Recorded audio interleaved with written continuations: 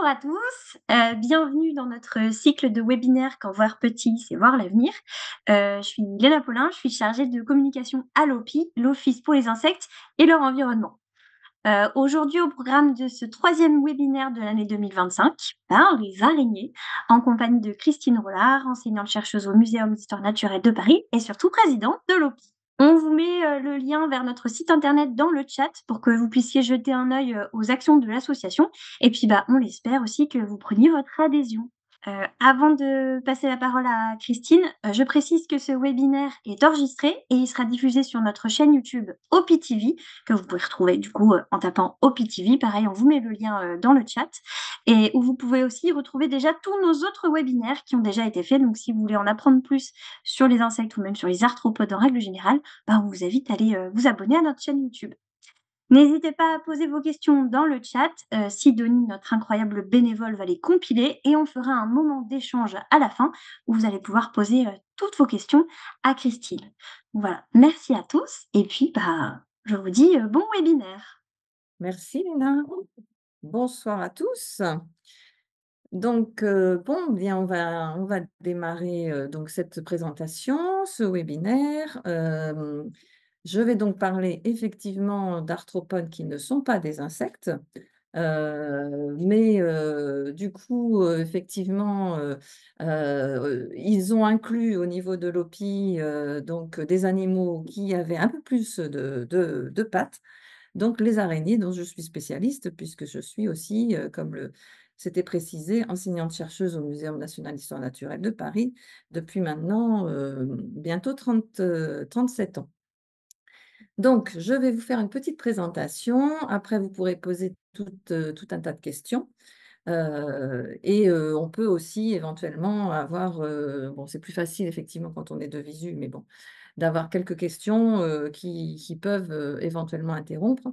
Mais je vais vous parler de tout ça en essayant de, comme c'était dans la petite présentation et le petit résumé, parler, de quelques idées fausses rentrer du coup dans le monde des araignées à partir de certaines des idées fausses. La première étant dans le titre, effectivement. Donc, du coup, on va découvrir que ce ne sont pas des insectes, mais je pense qu'il y a un certain nombre d'entre vous qui le savent. Alors, mmh, alors, hop là, donc je fais avancer. Alors, il se trouve que ce sont effectivement des animaux qui, ont souvent une certaine, réputation, une mauvaise réputation souvent, ou on va pouvoir le dire un petit peu un délit de sale gueule quand même, et on dit souvent que tout le monde a peur des araignées. Ce qui est déjà une idée fausse, puisque, dans beaucoup de pays, la peur des araignées n'existe pas ou n'existait pas, parce que les nouvelles générations qui se font avoir par pas mal de réseaux et de médias, ont tendance à oublier un certain nombre d'histoires et de contes et de légendes qui pouvaient être positives dans les pays comme l'Asie, comme l'Afrique, et cetera. Quand on regarde quand même aussi certains chiffres, on voit que parmi les phobies, hein, il y en a quand même beaucoup, hein, des phobies, l'arachnophobie, n'affecte que, en moyenne 5 de la population. On a l'habitude de dire d'ailleurs que, en France métropolitaine, grosso modo 40 des gens disent avoir peur des araignées. C'est seulement effectivement entre 5 et 10 qui sont réellement phobiques, c'est-à-dire quelque chose qui va aller au-delà de la peur et de l'angoisse et devenir carrément, une peur très marquée, très handicapante dans la vie de tous les jours. Donc je reçois d'ailleurs depuis, une petite trentaine d'années maintenant des gens au muséum pour les, «soigner» entre guillemets, c'est pas une maladie non plus, hein, pour leur faire prendre conscience que les araignées, on peut apprendre à mieux les connaître pour moins en avoir peur. Et donc du coup, effectivement, ça fonctionne si on veut vraiment essayer de rentrer dans leur monde. Donc tout le monde n'a pas peur des araignées, on n'a pas besoin de se mettre dans la masse en disant: «Oui, oui, moi aussi j'ai peur». Ben non, non, non, on peut ne pas avoir peur des araignées, et on va voir qu'il y a effectivement, à travers déjà un certain nombre d'idées fausses, des approches qui peuvent être complètement changées. Alors, ce ne sont pas des insectes effectivement, mais voilà quelques idées quelques remarques que j'ai entendues régulièrement tout au long de ma carrière, que j'ai reprises d'ailleurs dans un ouvrage qui s'appelle «50 idées fausses sur les araignées», chez Quae. Donc si ça vous intéresse, vous pouvez y aller et vous avez les arguments, qui sont, j'espère, suffisamment clairs, scientifiques mais abordables pour essayer d'enlever justement un certain nombre de ces idées fausses. Donc associé aux insectes, on va voir, ben non. Des mygales, est-ce que ce sont des grosses araignées tropicales? Les araignées sont-elles venimeuses? Ce qui voudrait dire dangereuses potentiellement pour l'humain, hein, c'est sous-entendu. Toutes font des toiles. Les mâles sont en général plus petits que les femelles. La majorité des araignées sont sombres et poilues. Elles pondraient quelquefois sous la peau. On a également les boutons du matin, hein, qui sont souvent associés aux piqûres d'araignées. Et un des éléments que j'entends régulièrement, il n'y a pas si longtemps que ça encore, on en avalerait pendant son sommeil. Alors je ne sais pas s'il y en a qui ont déjà entendu ce genre de remarques, mais effectivement, je les ai entendues assez souvent. Donc on va démarrer par, effectivement, ce qu'on mettait dans le titre, c'est-à-dire, que sont les insectes? Que sont les araignées? À quel niveau, au niveau de la classification, se situent-elles? Donc bien évidemment, ce sont des arthropodes, OK, hein, ce sont des arthropodes, des animaux à pattes articulées. Mais il y a environ, au niveau évolutif, 500 millions d'années qu'on a des branches qui ont évolué un petit peu différemment avec des morphologies différentes et on a d'un côté, ce qu'on va appeler, puisque l'humain a besoin de classer, de nommer et cetera pour se reconnaître, des animaux qui ont des, antennes, voire des mandibules, hein. Donc on parle d'anténates ou de mandibulates et vous reconnaissez bien évidemment là-dedans les hexapodes, hein, dont font partie les insectes, hein, donc les animaux à 6 pattes. On a aussi là-dedans des myriapodes, hein, les animaux qui ont des dizaines, voire des centaines, de pattes. Les crustacés qui sont des décapodes, hein, donc avec 10 pattes marcheuses. C'est toujours les pattes marcheuses dont je parle. Donc ça, c'est des anténates. De l'autre côté, on a des animaux qui ont été, nommés des chélicériformes, avec, quelques groupes. Donc vous avez des silhouettes, hein, donc peut-être que vous reconnaissez justement les silhouettes de ce qu'on appelle les mérostomes avec, les limules ici, qui sont les seuls mérostomes qui ont encore des espèces, actuelles. Sachant que ceux qui sont éteints parmi les mérostomes, ce sont les euryptérides et nous avons des pycnogonides, hein, qui sont des animaux marins très particuliers et c'est là-dedans, dans cette branche-là, qu'on va retrouver les arachnides, dont font partie justement les araignées. Donc si on regarde un petit peu ce que sont les arachnides, voilà, des silhouettes qui ont été représentées, donc sur ce cercle. Qui sont pour certaines en bleu, puisqu'elles sont dans ces cas-là, présentes un peu partout dans le monde, et en noir, ce ne sont que des espèces qui sont tropicales, donc on ne retrouvera pas, en France métropolitaine en particulier. Donc vous avez, ben, je pense que vous reconnaissez un certain nombre de silhouettes, hein, parmi les arachnides, hein. D'ailleurs, on dit quelquefois que je suis arachnologue en spécialité, puisque je travaille sur un groupe d'arachnides et quand je fais mes séances de désensibilisation, souvent on parle d'arachnophobie et non pas d'aranéophobie pour ceux qui sont uniquement, heu, apeurés par les araignées. Donc, scorpions, ben, on a des gens qui travaillent sur les scorpions, qui sont des scorpionologues. Moi, je suis en fait plus précisément une aranéologue, puisque je travaille sur les araignées. On a, des pseudoscorpions, hein, qui sont des «faux scorpions» entre guillemets sans la queue.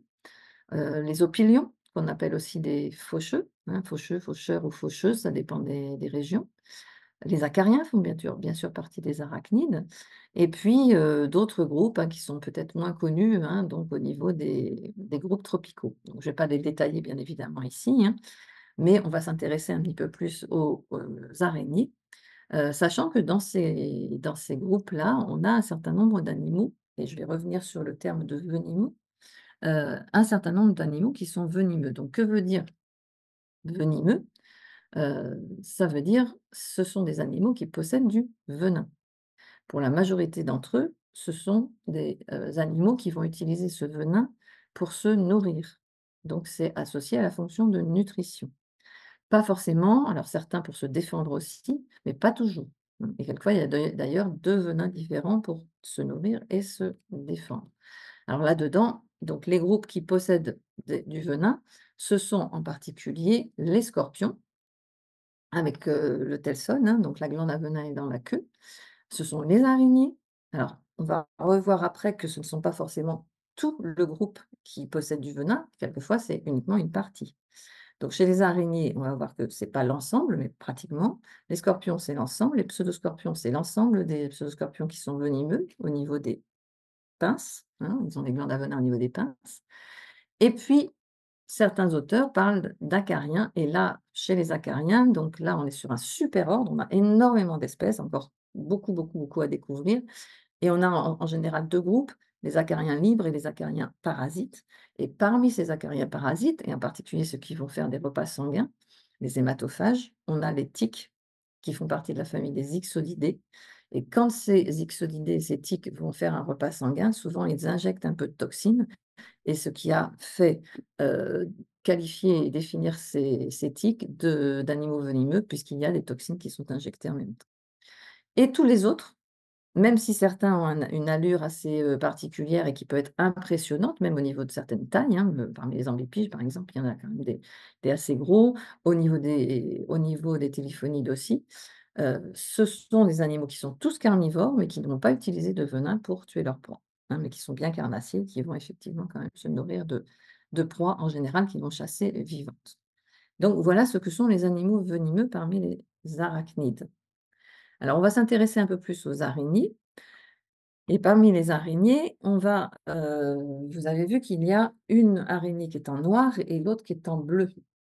Donc effectivement, on a en noir une, famille uniquement, donc vous avez vu apparaître son nom, les Liphistiidae, qui, n'ont des représentants, à peu près 200 espèces, qu'en Asie. Donc, les Liphistiidae ne sont qu'en Asie.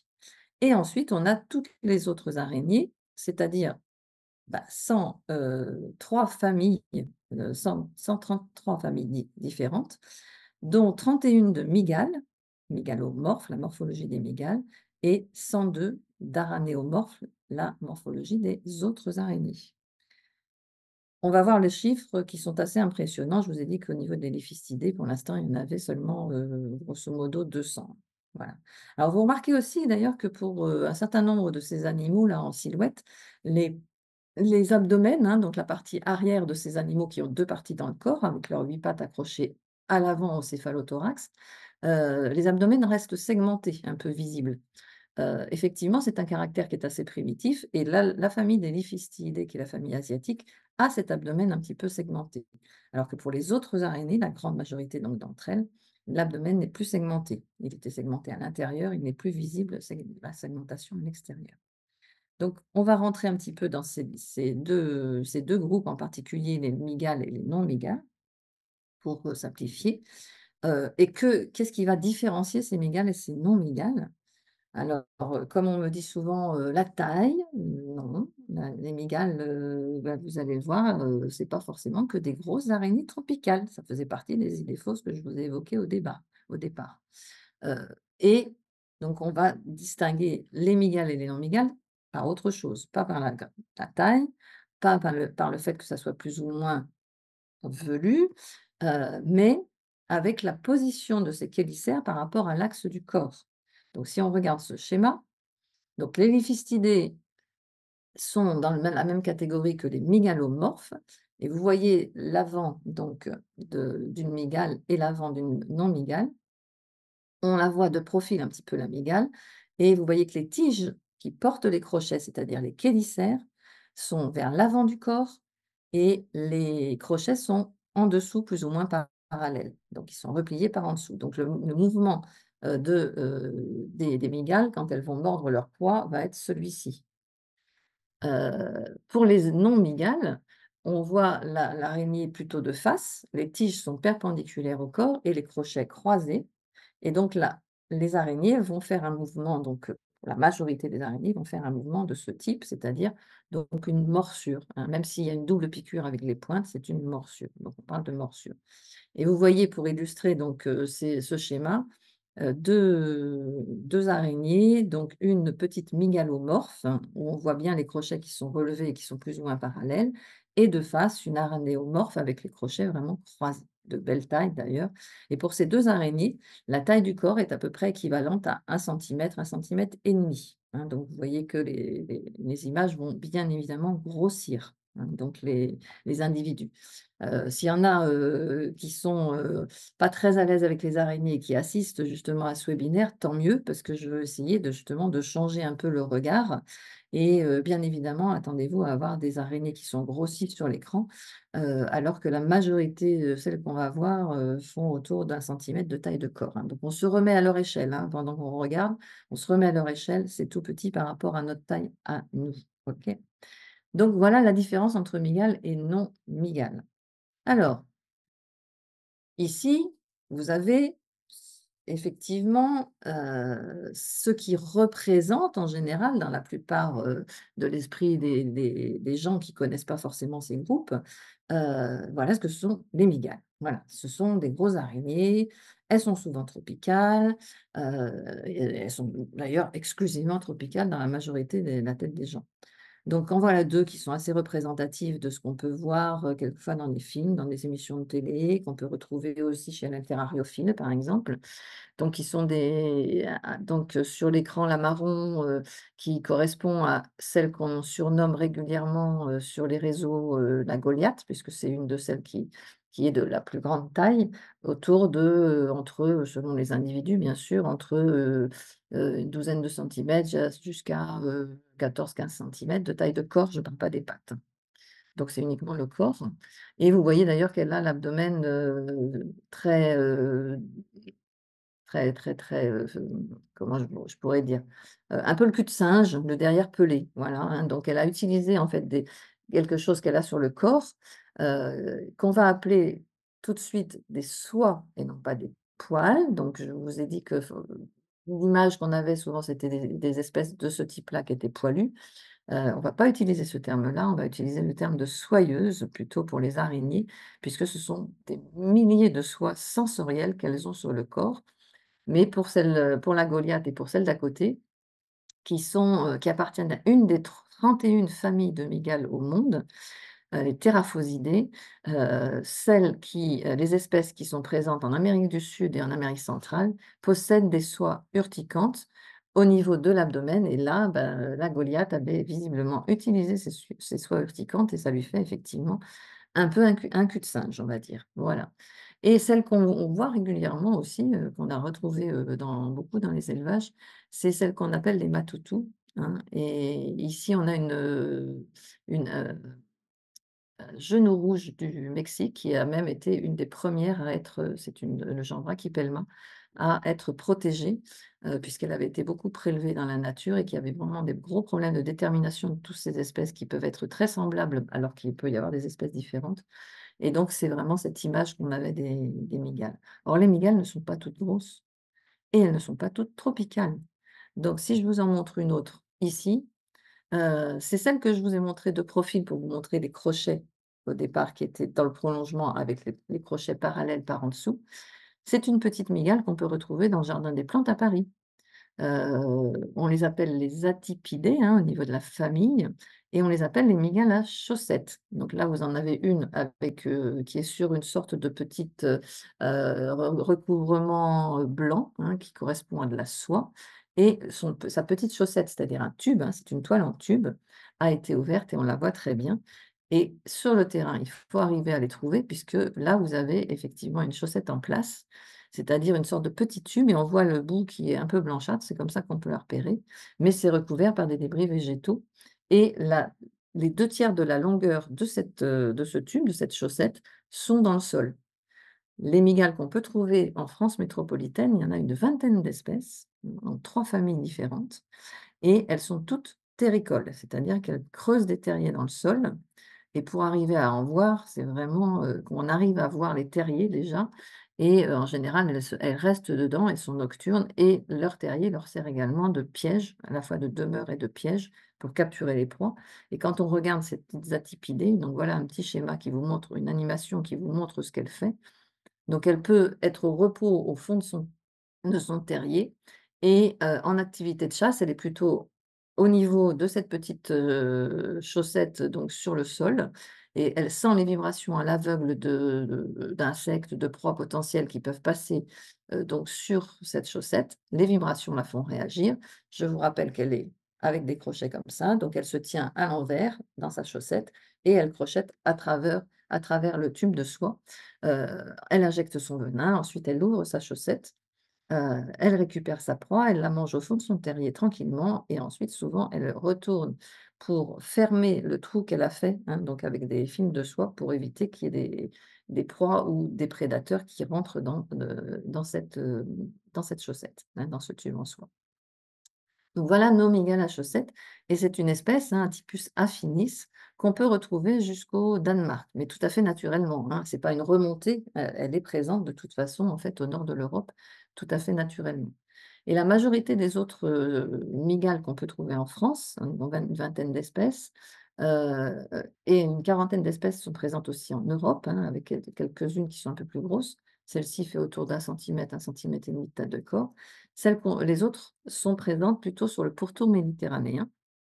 Donc voilà, enfin 2 représentantes donc des 2 autres familles, Ctenizidae et Nemesiidae pour ceux qui veulent, avoir les éléments. Et vous avez donc une ténisidée, pardon, qui, a légèrement soulevé son opercule, donc en soie, qui était recouvert de terre, donc elle prolonge pas son tube en soie dans la terre à l'extérieur. Elle fait une charnière en soie, un petit opercule en soie recouvert de débris végétaux carrément maçonnés et on les appelle les mygales maçonnes, celles-ci. Et elles se tiennent à l'entrée, en général à la nuit tombée, pour attendre que les proies, passent à leur portée pour pouvoir se précipiter dessus. Donc quand on est sur le terrain, autant il faut aussi ouvrir les yeux pour repérer des petites chaussettes. Pour repérer des terriers de mygales maçonnes, il faut aussi ouvrir les yeux. Donc là, sur cette diapositive, il y a un terrier de mygale maçonne et le voilà ouvert. Donc vous voyez que c'est quand même assez discret, et qu'il faut vraiment arriver à les repérer, hein, sur le terrain. Donc voilà nos petites mygales et la plus grosse de nos mygales, donc en particulier l'espèce, endémique de Corse, hein, Ctenisa sauvagesi, fait autour de 2 cm et demi de taille de corps. Ce qui correspond à la majorité des mygales du monde. Donc les mygales de grande taille que je vous ai montrées précédemment, sont souvent utilisées effectivement pour continuer à faire peur aux gens avec, ce côté assez impressionnant. Mais elles sont utilisées parce que justement, ils sont inoffensives, hein, ils sont quand même pas idiots, ceux qui les mettent dans des émissions de télé ou dans des films. Mais elles sont impressionnantes et c'est seulement grosso modo de grande taille, c'est-à-dire à partir de, on va dire, je sais pas 6-7 cm. La grande taille, c'est un petit peu, chacun qui le ressent, hein, aussi. Parce que pour certains, les tégénaires sont déjà de grande taille et ça fait à peu près, 2 cm et demi, 3 cm de taille de corps.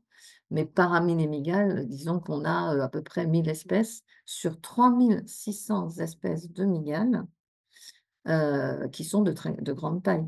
Mais la majorité sont autour de 2 centimètres à 3 centimètres, de 1 cm à 3 centimètres. Vous voyez que l'image des mygales grosses araignées tropicales, c'est 2 choses fausses dans la définition d'une mygale. Donc à partir de là, voyons aussi la dangerosité, puisque c'est souvent évoqué par rapport aux mygales. «Ah, mais oui, mais les mygales quand même, c'est dangereux». Bah non, non, non, non, non, c'est peut-être impressionnant, mais c'est pas dangereux pour autant. Bon, si on tripote une mygale et qu'on se fait mordre, vu la taille des crochets pour les plus grosses, on va le sentir. Oui, ça sera douloureux. Donc venimeux égale je possède du venin, c'est différent de dangereux pour l'humain et c'est différent de douloureux. Ça, c'est vraiment très important. OK? Donc, bah, regardez, est-ce que venimeuses, puisque la majorité des araignées sont venimeuses et on va voir le chiffre après, hein, donc je vous donnerai le chiffre global pour synthétiser à la fin, mais on va barrer effectivement l'égalité entre ces 2 termes, et on regarde un petit peu ce bilan qui avait été fait par 2 collègues, Jean-Philippe Chipeau et Max Boiffon, sur 1 an, par des piqûres ou des morsures d'animaux venimeux, parce qu'il y a quand même un certain nombre autour de nous et on n'est toujours pas les proies visées, hein, donc du coup, il faut bien aussi avoir ça dans la tête.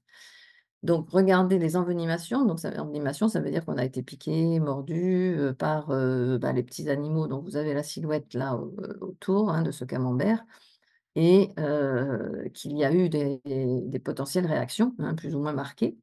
Donc, la majorité du temps, on se fait piquer par des insectes effectivement, hein, donc diverses et variées. Donc là, un moustique est représenté, mais quand on va faire le bilan avec les décès, les moustiques ne sont pas pris en compte par rapport aux maladies qu'ils transmettent, hein. Donc on parle après de décès plutôt par des piqûres de guêpes, d'abeilles avec des chocs anaphylactiques.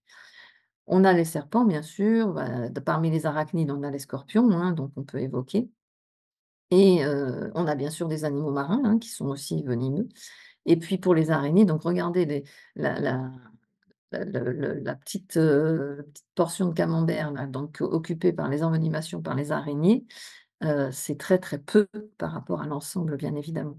Donc les vraies morsures, des morsures avérées d'araignées au monde, il y en a très peu. Et quand on regarde les décès, ben, on va encore plus diminuer le pourcentage puisque les décès, la majorité sont, dus à des serpents, mmh, même si c'est pas la majorité des envenimations, on a quand même des serpents, venimeux qui sont, avec des, toxines qui vont agir sur les mammifères et que sommes-nous comme animal un mammifère? Puisque ça fait partie aussi de leur proie, hein, en particulier pour un certain nombre. Donc bien évidemment, on peut y être sensible, heu, tout en évoquant quand même que les morsures de serpent vis-à-vis des humains, il y en a énormément, hein, qui sont dites sèches ou blanches, c'est-à-dire qu'il y a pas d'injection de venin puisqu'ils sont en général vis-à-vis de nous, nous ne sommes toujours pas les proies. Ce sont des réactions de défense et le venin est, donc un cocktail qui, demande un peu d'énergie à fabriquer et donc du coup, elles ne vont pas dépenser, hein, de l'énergie à injecter du venin quand ils sont en réaction de défense. Donc du coup, effectivement, il y a quand même un certain nombre de décès malgré tout pour les serpents, ce qui équivaut là, au niveau de cette proportion et de cette portion, à peu près 100 000 cas de décès chaque année dans le monde. Je vous rappelle qu'on est quand même maintenant 8 000 000 hein, donc mais c'est quand même des problèmes de santé publique, hein, l'ophilisme, c'est-à-dire les morsures de serpents dans certains pays. Après, vous voyez que, ça correspond aux scorpions, hein, donc en violet. Ça représente à peu près 2 500 cas de décès chaque année, souvent dans les pays du Maghreb d'ailleurs, hein, où les enfants vont soulever des pierres. Il y a des petits scorpions jaunes qui peuvent effectivement les piquer et ils peuvent y être sensibles. Ensuite, ben, je vous ai dit, on a un représentant, avec un moustique, mais c'est vrai que c'est pas les maladies transmises par les moustiques ne sont pas prises en compte dans ce pourcentage. Donc c'est faible par rapport effectivement aux piqûres d'abeilles, de guêpes et cetera. On a une quinzaine de cas, de décès avec, des piqûres d'hyménoptères, en France, hein, chaque année. C'est une moyenne, hein, bien sûr. On en a zéro ou une fois de temps en temps par les serpents et on n'en a jamais eu avec les araignées. Donc les araignées, le petit pourcentage, ça correspond grosso modo à 0 à 10 cas de mort chaque année dans le monde entier. Donc on va largement diminuer l'aspect dangerosité pour les araignées. Donc voilà ce que je vous disais, donc 15 cas, avec, guêpes, abeilles, frelons par an et pour les araignées, il y en a pas. Alors celle qu'on évoque de temps en temps par rapport à la dangerosité, c'est, celle-ci. Donc voilà quelques images. Donc on parle souvent des veuves noires. Enfin de la veuve noire, c'est plusieurs espèces de veuves noires, il y a des américaines, il y a des australiennes, il y a une européenne, il y a des africaines et cetera. Toutes effectivement ont un venin qui est, suffisamment puissant dans leur composition pour pouvoir tuer des, proies beaucoup plus grosses qu'elles, sachant que les veuves noires, au niveau taille de corps, font à peu près 1 centimètre et demi grand maximum. Mais la femelle ont un abdomen bien globuleux, ce qui bon, quand même est assez impressionnant et en plus elles arborent des couleurs, d'avertissement, donc avec ces contrastes souvent de noir et de rouge. Donc là, vous avez d'ailleurs une femelle de notre, veuve noire méditerranéenne, la Latrodectus tredecimguttatus, à 13 points rouges, qui avait pondu, et qui avait, accroché ses cocons dans sa toile en réseau.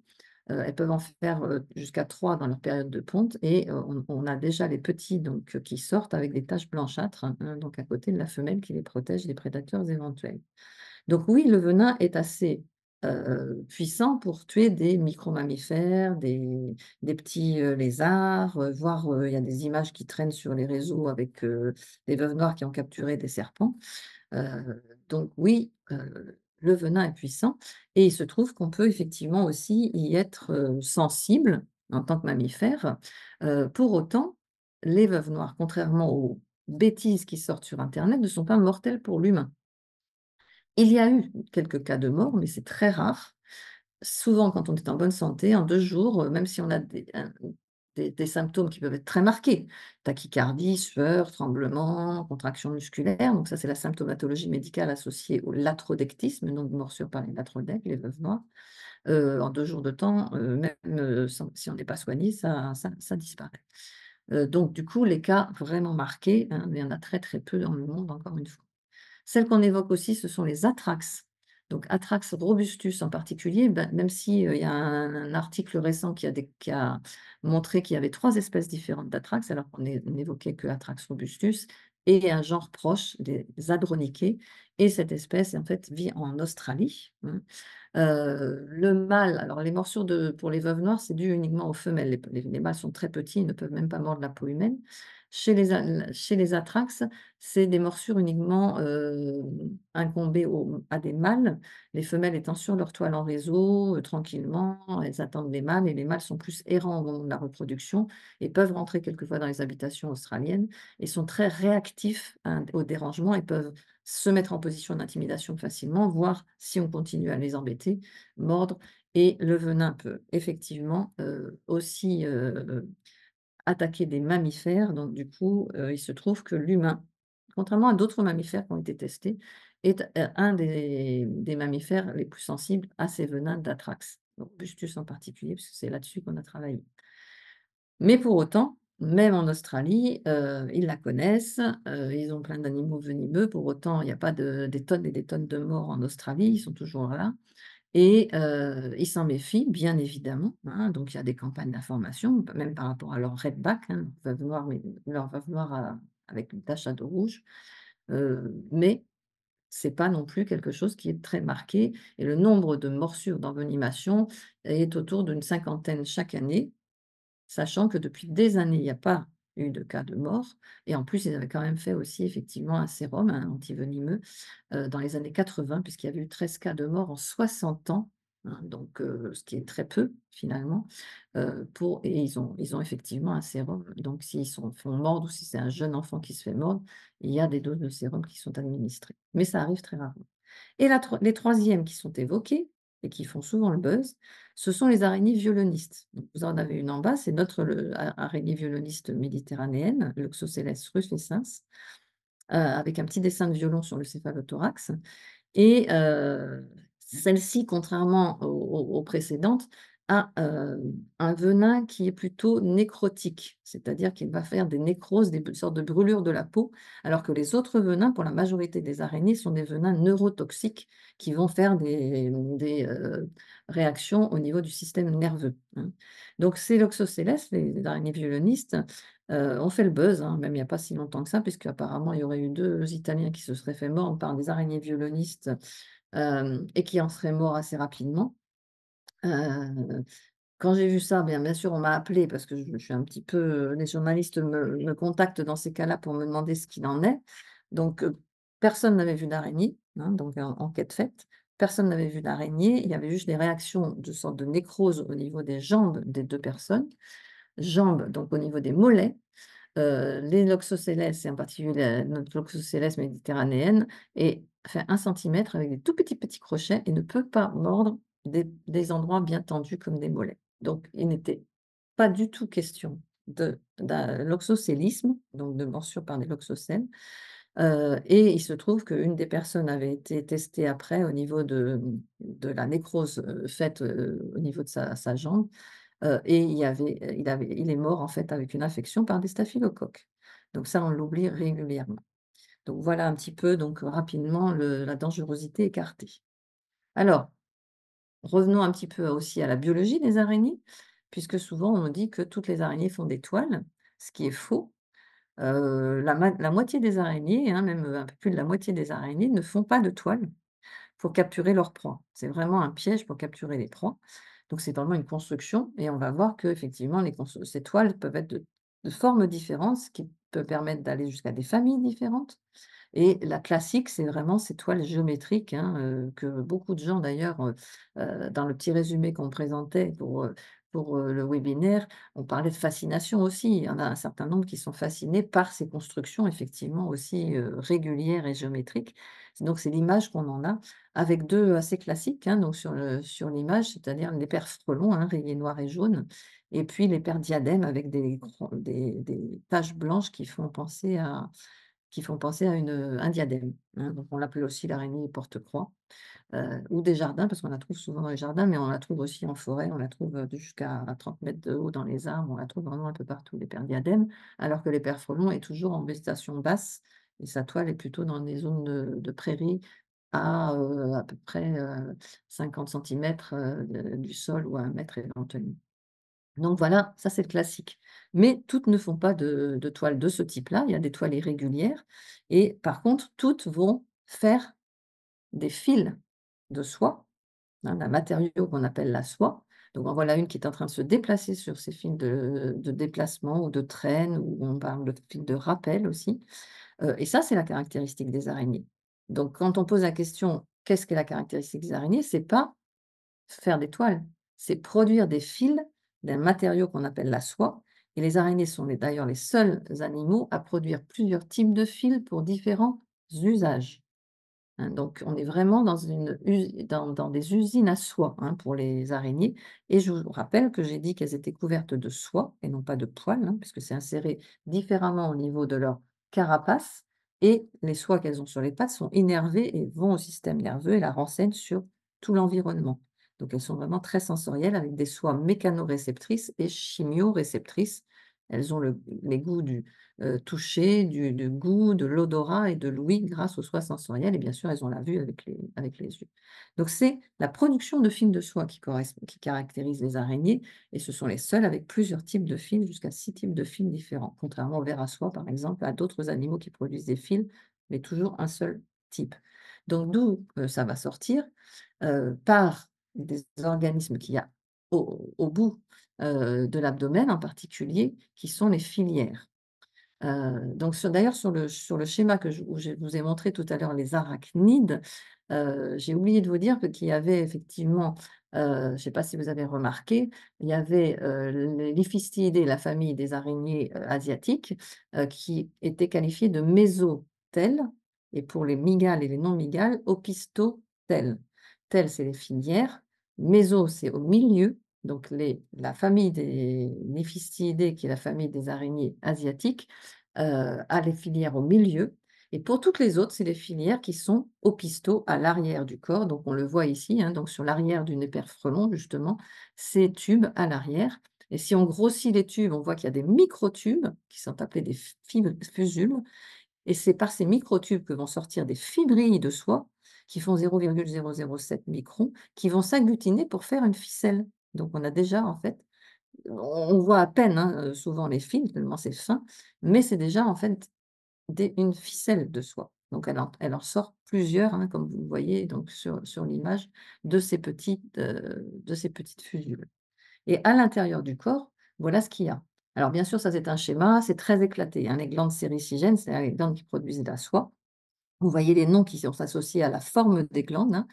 Et ça ne prend pas tout l'abdomen, hein, c'est vraiment un schéma. Bien sûr, dans l'abdomen d'une araignée, on a le cœur, on a les poumons, on a le tube digestif, les diverticules digestifs, les organes génitaux et cetera. Donc c'est ça qui prend le plus de place, surtout les diverticules digestifs et les glandes séricigènes sont plutôt à la base, en fait, hein, sur la face ventrale de l'abdomen, hein, dans cette partie arrière et là, bon, pour mieux voir, ça a été coloré et vous voyez la liaison entre les différentes couleurs de soie qui correspondent à l'usage que vont en faire les araignées. Vous voyez d'ailleurs que dans une toile géométrique, hein, donc qui caractérise certaines, araignées, pas toutes, loin de là, on a déjà 3 types de glandes qui vont être sollicitées. Puisqu'il y a les glandes bleu ciel qui correspondent aux points d'attache, hein, les points d'attachement, donc que toutes les araignées ont. Donc toutes les araignées ont les glandes piriformes, hein, bleu ciel. Par contre, toutes les araignées n'ont pas les glandes, ici, flagelliformes, et les autres en bordeaux, puisque c'est celles-là qui vont être sollicitées pour faire la spirale avec les gouttelettes de glu régulières. Donc celles qui ne font pas de toile géométrique et qui n'ont pas de gouttelettes de glu n'ont pas ces glandes-là. Et puis ensuite, vous avez le cadre, donc qui est produit par les, glandes ampullacées, donc en vert foncé, en bleu foncé. Et là, toutes les araignées les ont aussi, puisque ça correspond au fil qu'on va retrouver en film de déplacement, ou au film de traîne, ou film de survie. Ensuite, vous voyez qu'il y a des glandes un petit peu beige qui servent en particulier à emmailloter les proies. Et bah, toutes n'ont pas non plus ces glandes-là, puisque toutes les araignées n'emmaillotent pas forcément leurs proies avant de les crocheter pour injecter le venin. Et toutes les araignées, c'est aussi les soies qui sont utilisées pour faire une sorte de bourre de soie autour de certains œufs, hein, qui fait une bourre plus dense, mais toutes ne font pas ça. Donc pour beaucoup, il y a uniquement l'enveloppe externe, hein, donc pour protéger les œufs. Donc voilà ce que c'est l'intérieur des araignées avec les glandes séricigènes.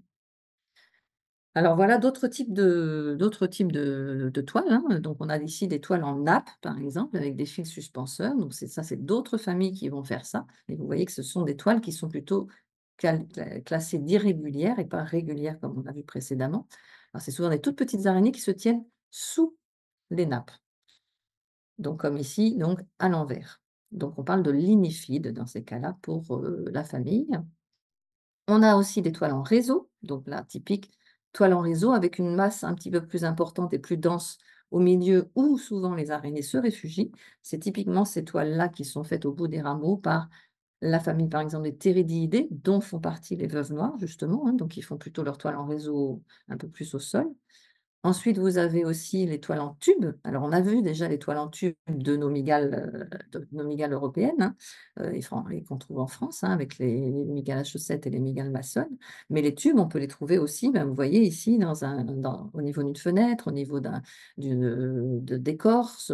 On peut en trouver aussi entre des troncs d'arbres, dans les petits murets, dans des poutres, hein, aussi. Et donc ça, c'est fait par d'autres familles, hein, donc par les Ségestries, donc qui sont illustrées ici, et on a d'autres familles qui vont faire ces toiles en tube, hein. Donc on parle de toiles tubulaires et quelquefois avec des fils rayonnants tout autour pour, que l'araignée puisse, pas étalée comme sur la photo, sentir les vibrations des proies qui passent sur ces fils et donc elle se précipite sur ces toiles, sur ces et puis qui viennent maintenant ne font pas de toile, justement.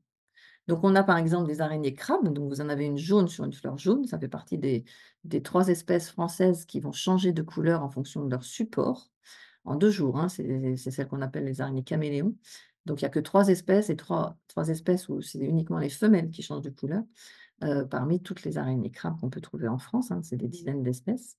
Après vous avez aussi les araignées sauteuses, donc qui font pas de la chasse à l'affût comme les araignées crabes, mais qui font des chasses en sautant, hein, en faisant des bonds qui peuvent être quelquefois 30 fois leur taille, sachant que la plupart des araignées sauteuses font 5 millimètres de taille de corps à 1 centimètre, hein, c'est petit. Celles-ci sont souvent bien appréciées avec leurs gros yeux là, hein, donc on les met souvent en avant même dans les réseaux. Il y a même une petite, animation avec, Lucas the Spider qui parle comme ça, qui présente des choses sur les araignées et c'est typiquement une petite araignée, sauteuse avec ses gros yeux à l'avant. Ensuite, vous en avez une verte en dessous là, donc les micromates qui font un peu de la chasse errante ou à l'affût. Donc c'est un peu les 2, hein, donc errante sur la végétation. Vous avez aussi, en bas une famille, plutôt nocturne, les Gnaphosidae. Donc là, elle était sous une pierre dans une loge de repos. Et vous voyez sa position en fait, très très recroquevillée quand elle est dérangée. Donc la plupart des araignées vont fuir, hein, quand elles sont dérangées ou se laisser tomber au bout de leur fil.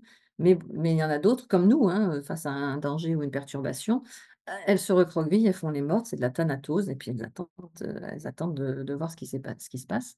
La troisième d'ailleurs position, pour, hem, réagir face à un dérangement, c'est la position que je vous ai évoquée tout à l'heure, c'est la position que prennent souvent les atrax, position d'intimidation, pattes levées, hein. Donc nous, on peut crier, on peut faire ça, on peut intimider aussi.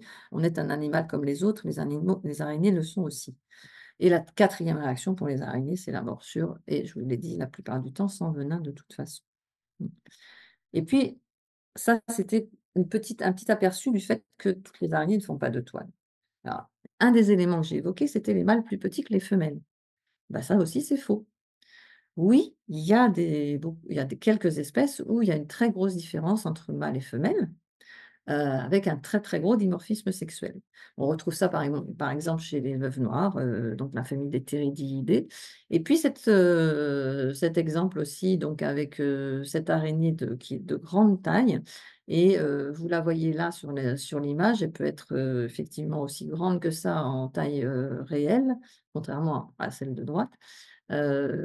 Puisque ce sont des araignées qu'on trouve sous les tropiques sur des grandes toiles géométriques, souvent en soie un peu jaunâtre, on les appelle les golden orb web, spiders, c'est les néphiles, et là, il y a le plus grand dimorphisme sexuel entre mâles et femelles et les mâles vivent en kleptoparasites sur les toiles des femelles. Ils ne font pas leur propre toile, ils attendent sur le côté, et vous allez voir où il est, voilà.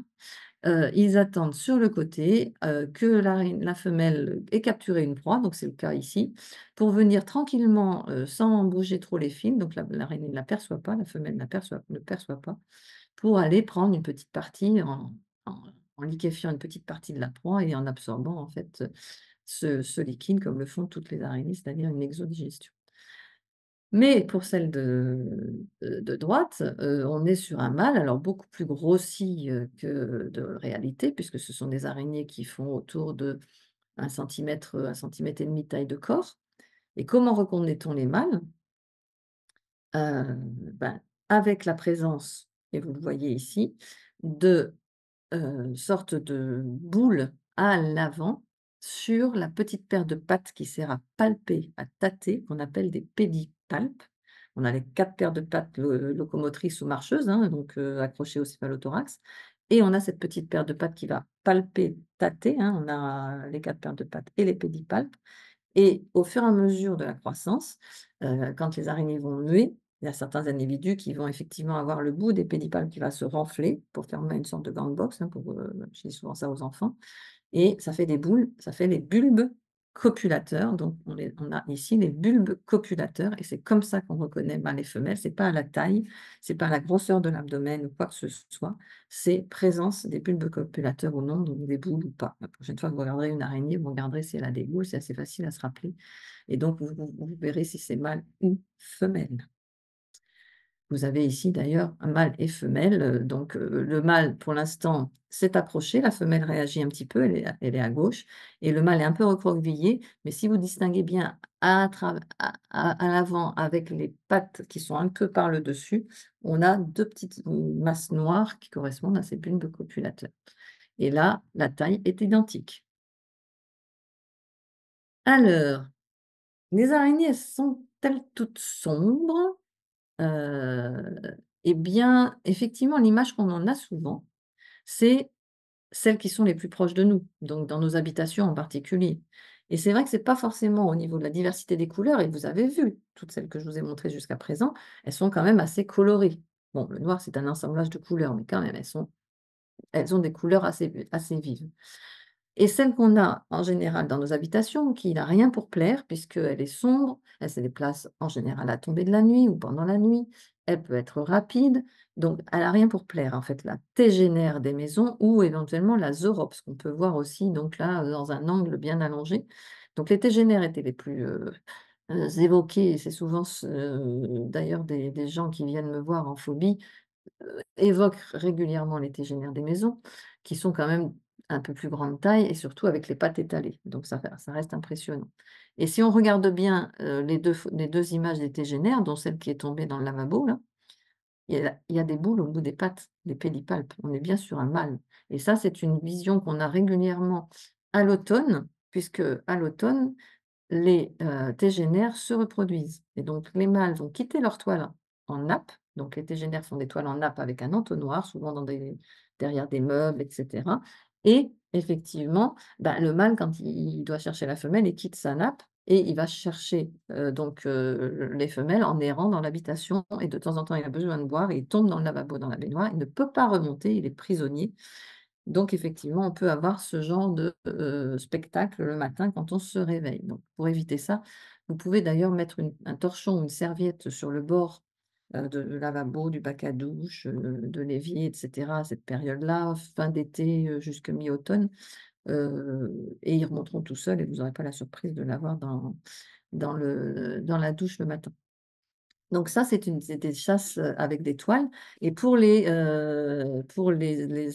araignées, donc la Zorops à pattes épineuses qui est sur le côté, donc très très allongée, celle-ci ne fait pas de toile et va donc, à la nuit tombée, donc ça, c'est la phase de repos, hein, quand elle est positionnée comme ça, heu, elle va à la nuit tombée chasser en errant dans l'habitation ou à l'extérieur, parce que c'est une espèce méridionale qui est remontée depuis une trentaine d'années plus au nord de sa répartition, du fait de tous les changements un petit peu globaux, dont les changements, dans le changement climatique et le réchauffement. Et on les trouvait d'ailleurs, plutôt dans les bâtiments du jardin des plantes et du muséum, il y a quelques années. Or maintenant, elles sont bien aussi à l'extérieur de toute façon, comme dans le sud, hein, dans leur région d'origine. Et donc celles-ci chassent beaucoup d'araignées. Mais elles peuvent être capturées aussi par, les araignées présentes dans notre habitation, en particulier les tégénaires et les phoques, qui sont les araignées avec des pattes très longues, très graciles, qui sont suspendues sur leur nappe, souvent au plafond, derrière des meubles ou derrière les lavabos et cetera, et elles peuvent capturer des zoorops aussi, hein. Donc laissez-les faire, les araignées sont toutes, donc se débrouillent et s'autorégulent, donc de toute façon, c'est pas la peine d'en rajouter, hein, d'accord? Donc elles ne sont pas toutes sombres comme celle-ci. Malheureusement, on a ces images-là, en fait, souvent autour de nous. Et regardez celle-ci, je pense que, si vous allez sur les réseaux, vous avez déjà vu celle-ci qui est vraiment, superbe, hein, heu et qu'on retrouve en Australie en particulier. C'est des toutes petites araignées sauteuses avec des couleurs pour les mâles qui sont, flamboyantes et le mâle va utiliser ces coloris en faisant aussi, donc des danses nuptiales devant les femelles, donc pour faire le paon et attirer les femelles et diminuer l'agressivité naturelle des femelles par rapport, donc, à cette période de reproduction où il vaut mieux qu'ils ne se fassent pas manger. Une idée fausse aussi d'ailleurs parce que tous les mâles ne se font pas manger par les femelles et justement il y a des développements de stratégies d'approche pour éviter de se faire manger. C'est vraiment des diminutions de l'agressivité naturelle des femelles. Alors elles sont poilues? Non, je l'ai dit au départ. Ce qu'il y a sur le corps et que vous voyez bien sur cette image avec, les pattes, une des pattes qui est levée, elle lève les pattes régulièrement pour sentir l'environnement grâce aux soies sensorielles que vous voyez dont un certain nombre sont dressées. Elles sont donc très sensorielles et soyeuses et non pas poilues. Ça, c'est très important. Et quand je fais toucher effectivement dans mes séances de désensibilisation des exuvies d'araignées, jamais l'araignée elle-même parce que de toute façon, je ne veux pas qu'on les dérange.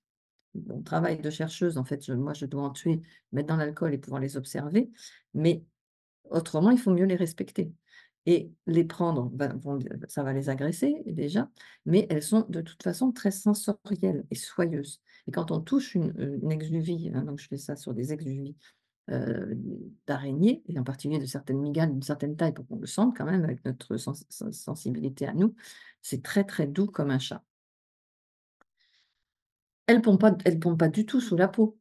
Ça, c'était sorti, c'était une rumeur qui était bien, bien, bien partie, hein, il y a quelques années, ben, elles font des œufs tout mous qui sortent d'une fente, génitale pour les femelles de l'abdomen, et ensuite elles les recouvrent avec des couches de soie successives, ça dépend des espèces et vous voyez des cocons différents qui vont correspondre à des espèces différentes. Et elles vont, les mettre dans la végétation, sous des feuilles, sous des écorces et cetera, mais jamais dans quelque chose. Elles n'ont pas d'ovipositeur ou de tarière comme le petit insecte là qui est sur le cocon d'Héperdiadème et qui est en train d'enfoncer sa tarière pour déposer ses œufs dans le cocon de l'Héperdiadème, et les larves se nourriront justement des œufs d'araignée. Quand j'ai fait ma thèse de doctorat, j'ai travaillé justement sur les insectes qui parasitaient et qui pondaient des œufs dans les cocons d'araignées. Donc elles ne pondent pas sous la peau, pas du tout. Et vous avez d'autres araignées d'ailleurs qui laissent pas leur cocon comme, ceux qui étaient évoqués, et montrés juste avant, mais qui vont carrément porter leur cocon avec elles, soit au derrière comme les araignées loups là, on en a une avec sa petite boule au derrière et les jeunes quand ils sont sortis des œufs à l'intérieur du cocon, qu'ils ont fait leur première mue, ils montent ensuite sur le dos de la femelle qu'elle va les porter pendant une semaine et ensuite ils vont se disperser, la femelle mourra, ça sera la fin de sa vie. Pour les autres, précédemment, ils mouraient après la ponte et les jeunes se débrouillent tout seuls. Les araignées crabes, comme celle qui est en haut, vont faire leur cocon et la femelle va rester sur le cocon pour les protéger des prédateurs. Et la piseur admirable dont on voyait le mâle tout à l'heure, les femelles vont porter leur cocon, à l'avant. Elles ne se nourrissent plus pendant toute la durée du développement des œufs et des petits et elles vont à un moment déposer leur cocon dans la végétation. C'est vraiment la période, on voit beaucoup de toiles pouponnières de pisor en ce moment avec des petites boules blanches à l'intérieur et les jeunes sont protégés par la femelle et protégés par ces toiles pouponnières. Donc vous voyez qu'il y a des soins aux jeunes. Donc l'image qu'on peut en avoir, c'est pas uniquement celle-ci avec notre tégénaire des maisons qu'on appelle souvent noir et c'est faux parce que quand on la regarde de près, comme sur celle-ci, avec sur sa toile en nappe là, à l'entrée de son entonnoir, elle est marron avec des chevrons. Donc il faut avoir une image complètement différente des araignées. J'espère que je vous ai donné ça différemment. Donc on va continuer à suivre les fils, hein, puisqu'on avait dit, dans le résumé qu'on suivait les fils, donc j'espère que je vous ai fait suivre les fils déjà. Et puis parce que les araignées, effectivement, quand elles se déplacent et quand les jeunes vont sortir des cocons, souvent, donc en phase d'essaimage, bah, ils font, ce que fait, la petite, sur le côté. Elles émettent des fils, elles se laissent emporter par le moindre souffle d'air, elles font du ballooning et c'est comme ça que les araignées se sont dispersées et occupent tous les milieux grâce à ce pouvoir de dispersion aérienne. Là, vous avez un petit rassemblement de petites éperdiadèmes qu'on a pu voir au début du printemps là, toutes sorties en même temps des du cocon, hein, femelle et morte à l'automne et qui restent ensemble avec cette phase grégaire pendant quelque temps et ensuite ils se dispersent comme ces petites, veuve noire, donc de notre veuve noire méditerranéenne qui commence à se disperser un peu. Le cannibalisme peut commencer à ce moment-là et après c'est de la dispersion et on retrouve ce genre de phénomène avec les films de la Vierge, avec des milliers de petites araignées qui sont toutes parties en même temps. C'est impressionnant, mais c'est un phénomène naturel qu'on retrouve, dans tous les pays du monde et en France, bien évidemment, avec ces dispersions, souvent par des nuits, des matinées fraîches et ensoleillées avec des courants ascendants et elles utilisent ces courants pour se disperser. Une fois qu'elles tombent au même endroit, toutes, bah, elles ont toujours des filots derrière, donc elles se déplacent, elles se redéplacent, hein, et ça fait des revêtements considérables qui vont s'enlever après tout à fait naturellement. Alors, voilà le nombre d'espèces de ce matin, hein, donc vous voyez le nombre d'espèces de plus de 53 000 espèces en 136 familles différentes et on en décrit autour de 600 à 1000 chaque année, hein, donc dans le monde, on pense qu'il y en a encore autant si ce n'est pas 10 fois plus.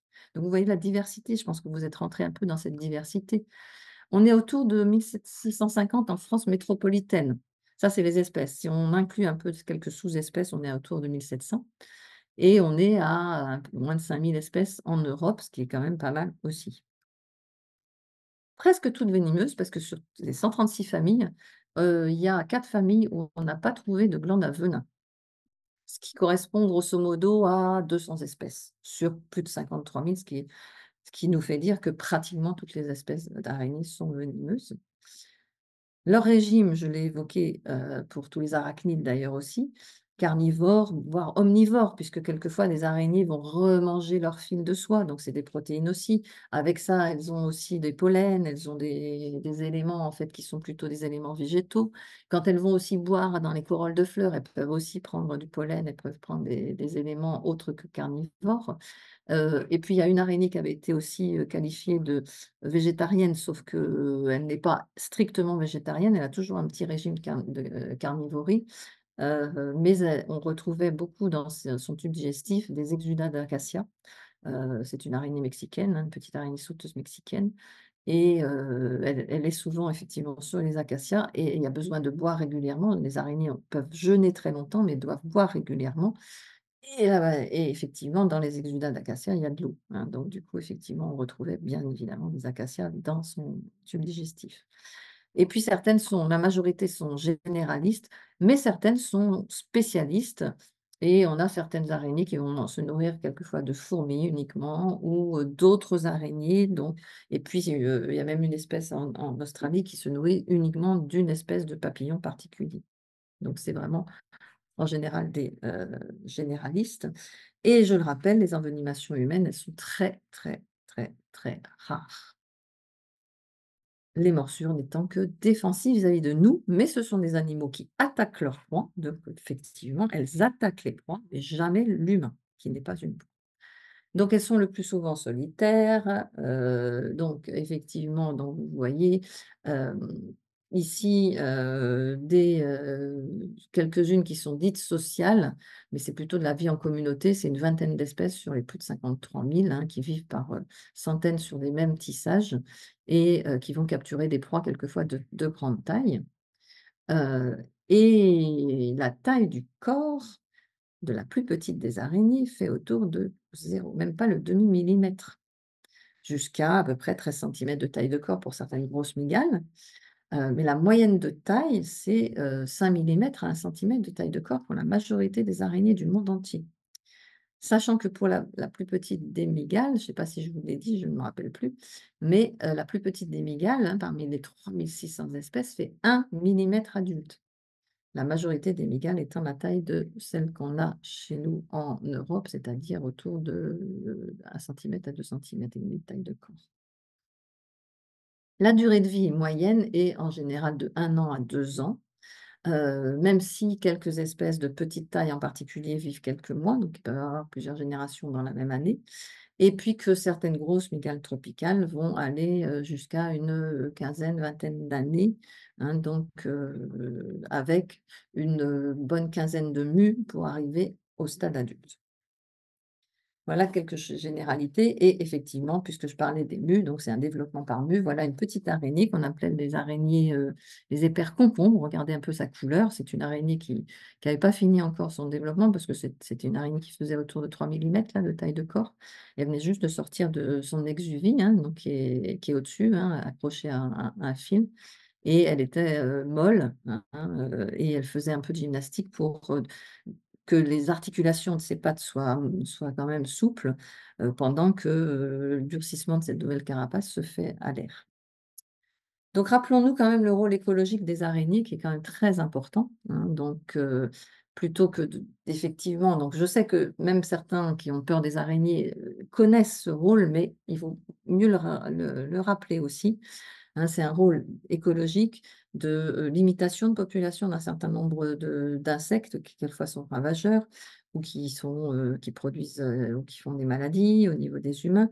Donc c'est des insecticides naturels très importants, qui, se nourrissent de 10 à 20 de leur propre poids en proie chaque jour, hein. Donc vous avez quelques exemples de proies avec les perques en Mayotte, la petite araignée cracheuse qu'on peut trouver aussi dans les habitations, qui lance des filets de soie envenimés, sur les proies et en particulier ici, elle se nourrit d'une blatte et là, vous avez le pholque dont je parlais tout à l'heure, hein, qui, s'est nourri d'une tégénaire justement, hein et c'est des très bons bioindicateurs de l'état des milieux puisqu'on retrouve des cortèges d'espèces dans certaines zones humides ou forêts ou milieux ouverts ou, zones très exposées, plateaux calcaires et cetera, et que justement si elles sont installées, elles ont des proies à manger donc l'équilibre du milieu se fait.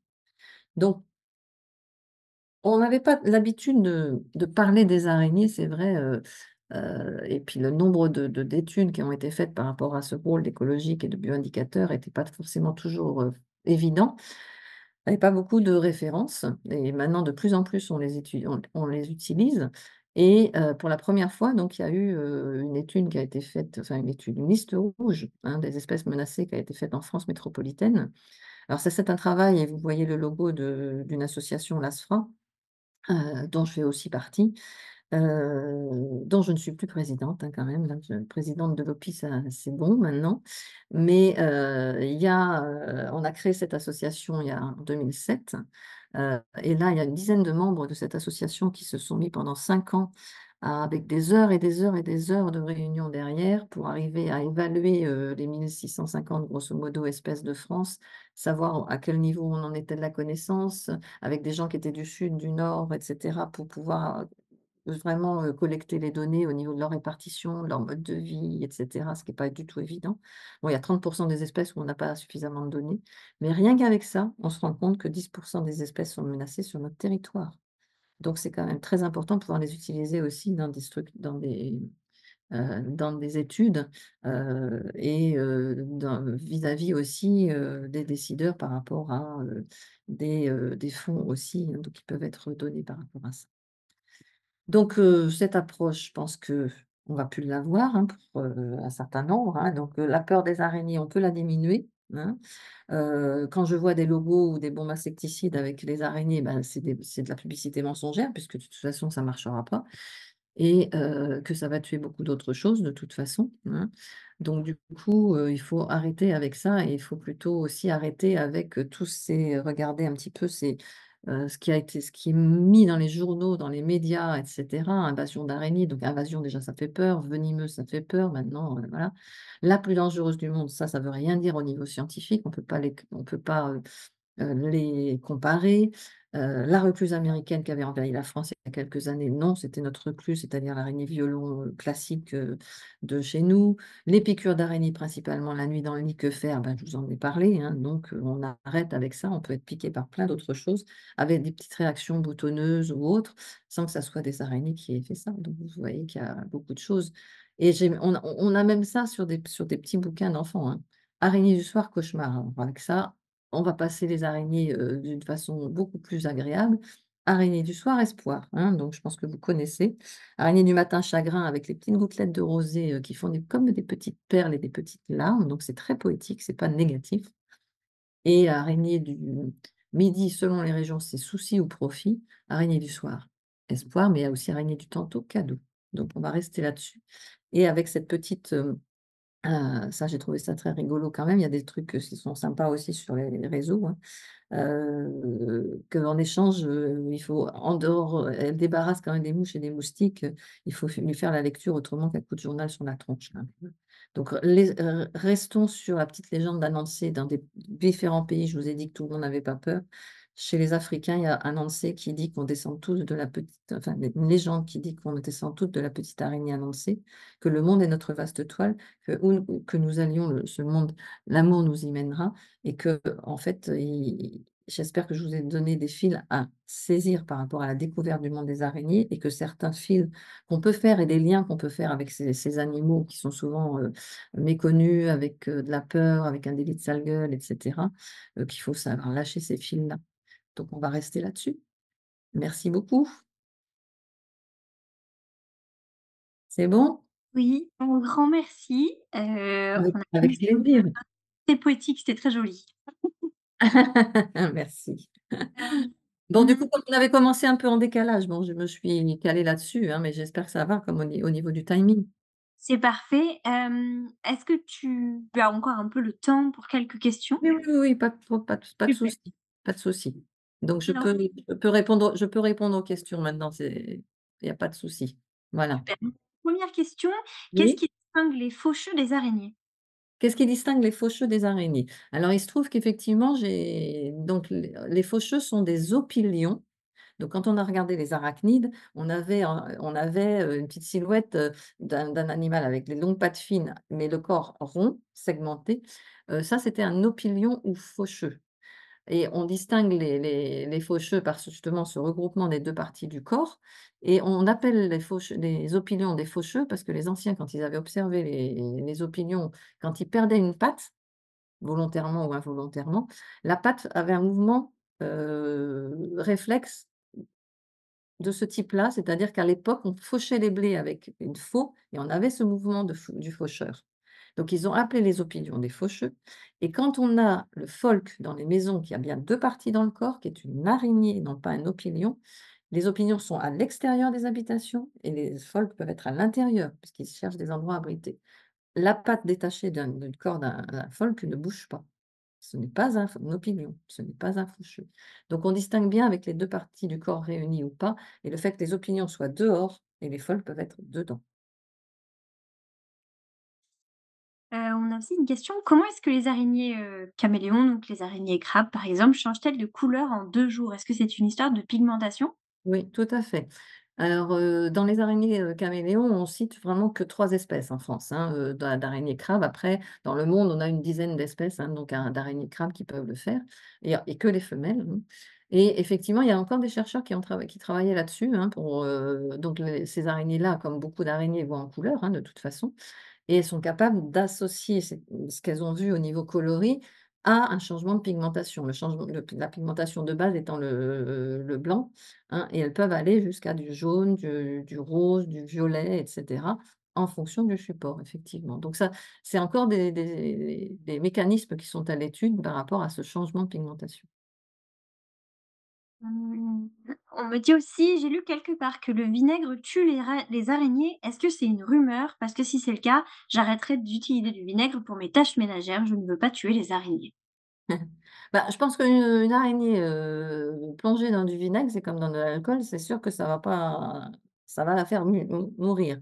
Mais de mettre du vinaigre comme ça, comme, certaines essences et cetera, pour faire fuir les araignées et qu'elles rentrent pas dans les maisons, ça marche pas. Donc ça ne marche pas. Mais bon, si on les trempe dedans, bien évidemment, comme n'importe quelle bestiole, ça va le faire. Mais, faut continuer à utiliser du vinaigre, pour les tâches ménagères. C'est très bien justement le vinaigre blanc, hein, c'est beaucoup mieux que beaucoup d'autres produits. Donc faut continuer et ça va pas, être problématique, hein, pour, les araignées qui se déplacent, et cetera. Ces odeurs-là ne sont pas, forcément alors, bah, ça peut être un peu répulsif, mais de toute façon, elles sont souvent cachées dans différents endroits, donc du coup, il y a pas de souci par rapport à ça. Continuer sur le sujet des araignées dans les maisons. Est-ce que les araignées de maison, justement, risquent de mourir si je les sors à l'extérieur? Alors, elles risquent pas de mourir si, il y a pas une grosse différence de température.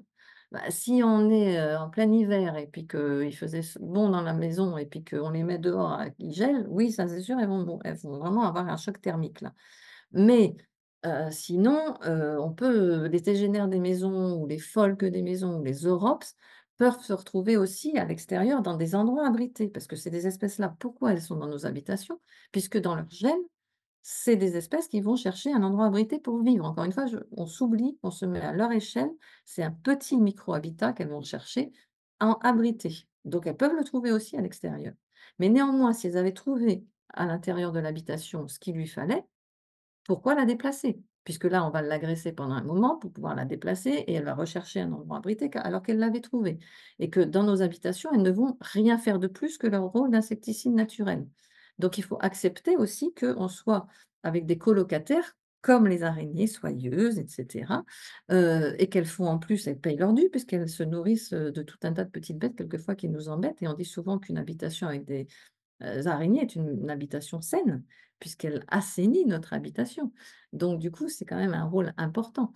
Donc le but ultime de mes séances avec les phobiques, c'est, de se dire: «OK, elle vit sa vie à mes côtés, mais comme je suis pas dans son monde et qu'elle ne me capte pas, elle ne me voit pas, elle ne sait pas ce que c'est qu'un humain, elle vit sa vie dans son petit coin à elle». Bon, je fais le ménage quand il y a des fils avec plein de poussière, ça fait un peu sale, mais je n'enlève pas les araignées.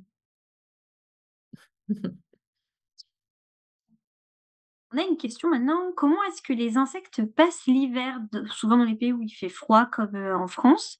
Est-ce que c'est sous forme d'œufs, d'adultes? Comment est-ce qu'ils font pour se nourrir si c'est en forme d'adultes? Alors tu parles des insectes du coup, en fait, les nains, Les araignées, les pardon. araignées? Ouais, d'accord. Je te rappelle que ce ne sont pas des insectes, on a dit. Les insectes, ah, Tu as dit bah, c'est insectes. l'habitude de dire Ah bah, c'est insectes. l'habitude, hein. Alors, bah, ça dépend des espèces, parce qu'en fait, les araignées, elles ont des cycles de vie différents, donc des périodes de ponte différents et on peut avoir des périodes de ponte et de reproduction donc, printanier, estival et automnal. Donc du coup, selon justement que la reproduction se soit faite au printemps, en été ou à l'automne, le stade de développement qu'on va trouver pour ces différentes espèces qui vivent souvent 1 an, pendant l'hiver est différent. Donc ça veut dire que sur certaines espèces, c'est des jeunes déjà à un certain stade qui vont passer l'hiver, hein. Donc ils sont souvent dans des zones un petit peu, qui sont de petite taille et c'est, souvent caché. Donc on ne les voit pas souvent se déplacer. Mais il y a certaines espèces à toile qui font leur toile pendant l'hiver, hein, sans aucun souci. Et puis pour d'autres, ça va être, bah, pour les espèces automnales qui ont pondu à l'automne, comme les épères, que j'ai montrés, diadème ou frelons, les pontes se font à l'automne, les femelles meurent et c'est les œufs qui vont rester pendant l'hiver dans le cocon bien au chaud. Après, il va y avoir les premiers jeunes qui vont éclore dans le cocon et ensuite au printemps, c'est les premiers jeunes qui sortent justement de ce cocon, mais ils ont passé l'hiver en fait au stade d'œuf. Donc ça dépend des espèces. On ne peut rien généraliser, hein, sur les araignées, rien. J'en sélectionne encore 2 autres. Je suis désolée, il y a beaucoup de questions qui Bah, arrivent. je vois parce que si c'est, je vois 70 dans la discussion là, donc du coup, si c'est que des questions, dis donc, On a eu une question sur la réglementation en France sur le maintien en captivité des mygales, classés comme animaux dangereux, Ouais. et dont pourtant la reproduction de ces espèces se fait par milliers chez les terrariophiles dans le monde. Quel est l'intérêt d'une telle réglementation? Mmh. Alors déjà, c'est vrai que quand, ça avait été fait, on parlait d'animaux dangereux, c'était d'une certaine taille, si on se faisait mordre, ça pouvait faire mal. Bon, j'ai été pendant plusieurs années dans, la commission nationale des délivrances de certificats de capacité, et ça me dérangeait d'entendre que les araignées étaient dangereuses, hein, et en particulier les mygales. Néanmoins, c'est comme ça et pour arriver à faire changer ça, c'est pas évident.